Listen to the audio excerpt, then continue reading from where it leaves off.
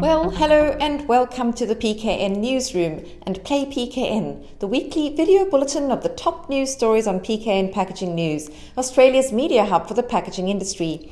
I'm PKN's publisher Lindy Hewson, and this week's episode is brought to you by Ball and Doggett, Australia's largest distributor of printable materials for packaging and the creator of the Ecoporium by Ball and Doggett platform.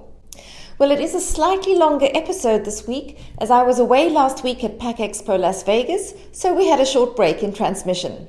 And while I was there, the big news broke that two major players in paper-based packaging, Smurfit Kappa and WestRock, have signed a $11 billion transaction agreement to create what they describe as a global leader in sustainable packaging with unparalleled scale, quality, product and geographic diversity. The new entity will be called Smurfit WestRock, combining Smurfit Kappa and WestRock's complementary paper-based packaging operations.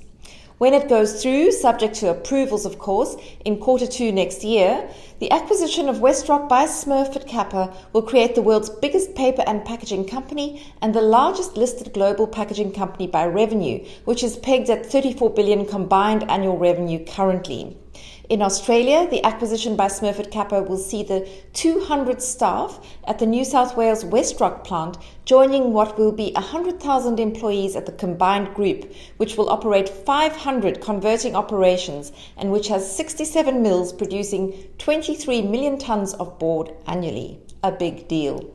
Still on acquisitions, in a significant corporate development in Australia's packaging industry, Kin Group, an investment company controlled by the wealthy Geminder family, has unveiled a bold takeover bid for Pact Group. The Geminder family has a deep-rooted history with Pact Group, as the company was co-founded by Kin Group's chairman Raphael Geminder and his wife Fiona in 2002. The takeover bid, valued at $234 million, could potentially return Pact Group to familial hands, reshaping the landscape of Australia's packaging industry.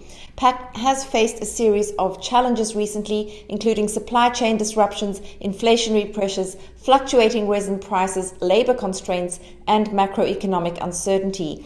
These factors have contributed to a decline in the company's share price, which once reached heights of approximately $4.50 in August 2021, but currently hovers around 67.5 cents. Now, upon the announcement of the takeover bid, Pact's shares experienced a notable increase, rising by 6% to 71.5 cents, and investors seem optimistic about the potential offer, which at 68 cents offers a small premium above the previous closing price. Then on to a major investment. Meat processor MAP WA says the $35 million investment at its Bibra Lake facility has doubled its capacity and enabled the installation of the latest thermoforming tech from Multivac to reduce packaging waste. The project included $10 million in construction costs and $25 million for state-of-the-art robotics and equipment, which have increased product lines from 6 to 9 and the facility's capacity to 400,000 kilograms per week. MAP WA was established in 2011 as a joint venture between Western Meat Packers Group and Coles supermarkets. The factory supplies retail-ready chilled raw meat products to every Coles supermarket in Western Australia and the Northern Territory.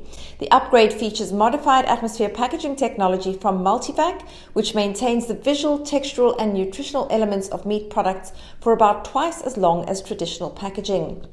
The Multivac thermoforming packaging machine is the first of its kind in Australia to run a reduced edge trim, which reduces packaging waste. So well done to MAP WA on that. To some product launches now. First up, Caps and Closures has launched its new Easy Spray Boost range, a pre-compression trigger made using 100% polypropylene and up to 50% recycled content that aims to provide an easily recyclable option for sprayable product packaging. What's cool about this trigger is that it also allows for customizable branding on top. With its advanced technology, Caps and Closures says the Easy Spray Boost offers unparalleled spray control, precise particle dispersion, and an impressive 60% improved output compared to mainstream triggers. Now, as you may have gathered from our online reporting, Expo season is in full swing, and PKN has been out on the packaging beat, covering several of the big recent shows. At Pact Expo Las Vegas, I was wandering around, and key trends I observed on the show floor and from discussions with various exhibitors included that there's a rise in cross-industry collaboration to deliver sustainable outcomes in demand by brand owners. And such developments include compostability and recyclability, and this has fed into a proliferation of paper-based solutions on show. Other hot trends were digital connectivity, production flexibility, and Industry 4-enabled robotization and automation. Then over in Europe at Label Expo in Brussels, PKN Associate Editor Wayne Robinson was doing the video rounds, bringing all the major stories, insights, trends and issues each day direct from the expo floor.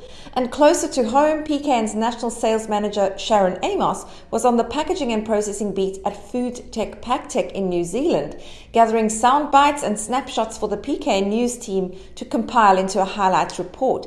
So there's more coverage of these events on our website, and the full reports will be rolled out in our print issues upcoming.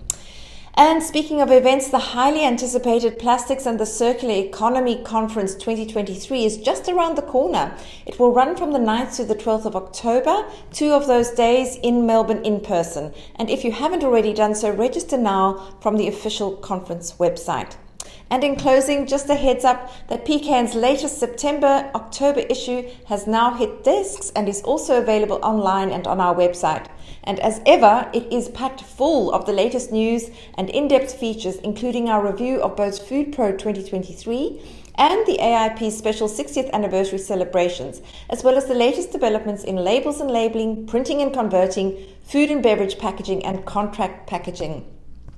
Well, that's all from me for this week. For more on these and other stories, do head over to our website, packagingnews.com.au. Thank you, as ever, for watching.